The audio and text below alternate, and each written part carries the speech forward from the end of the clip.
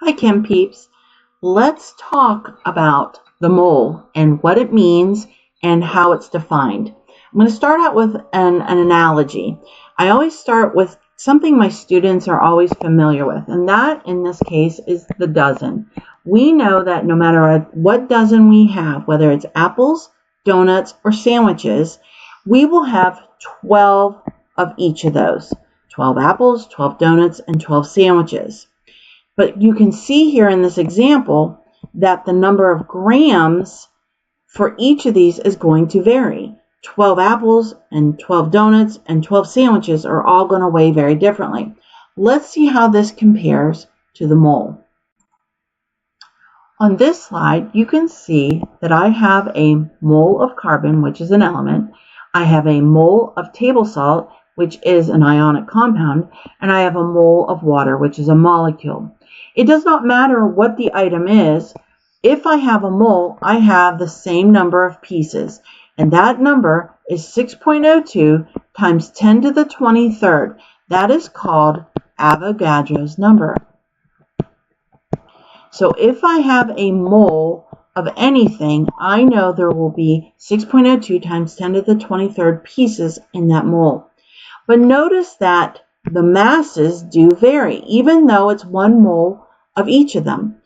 The first one is an element, and we're just going to look that element up on the periodic table, and it's going to be its atomic mass, which is 12.0. But for the other two, which are compounds, you can see I have a mass, but it also comes from the periodic table. It's called molar mass. So let's look at how we would calculate molar mass. On the periodic table, if we look at carbon, we can see its atomic weight is 12.011. Hydrogen over here is 1.008. Sodium is 22.990, and chlorine is 35.453.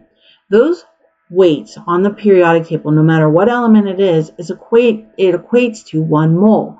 So to find molar mass, we just need to add up the pieces. So let's look at the examples we have. The first two examples I have on here are water and sodium chloride, which is from our mole defined slide. In each of these cases, we're going to look at the formula and see how many of each element we have. We have 2 hydrogens and 1 oxygen. The weights come from the periodic table. So 2 times 1 is 2, and 1 times 16 is 16. So the total mass here is going to be 18 grams for every 1 mole of water. If we look at table salt, we have 1 and 1 of each of these. So we have 1 sodium and 1 chlorine. Notice that the weights that I get off the table have been dropped in round to 1 decimal. Sodium was 22.99, and I rounded to 23.0 when I dropped the 9. Chlorine was 35.45 something. I dropped the 5, the 4 rounds to 1, and so I have 35.5. Do not over round or drop when you should not do that.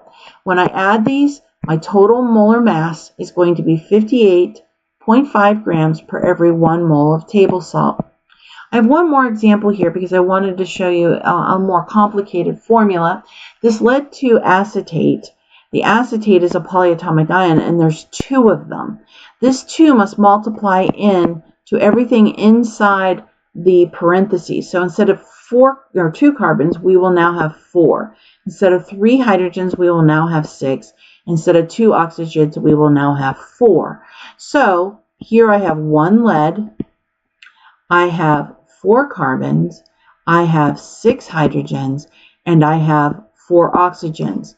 Taking the weights from the periodic table and multiplying by the number of pieces and adding them up, I get 325.2 grams per every 1 mole of lead 2 acetate. And so going back to our slide for the mole, let's quickly go back there. So looking at this slide, we can see where the 58.5 and the 18.0 came from because we calculated the molar masses by adding up the atomic weights on the periodic table for all elements involved. And so that is the relationship of the mole.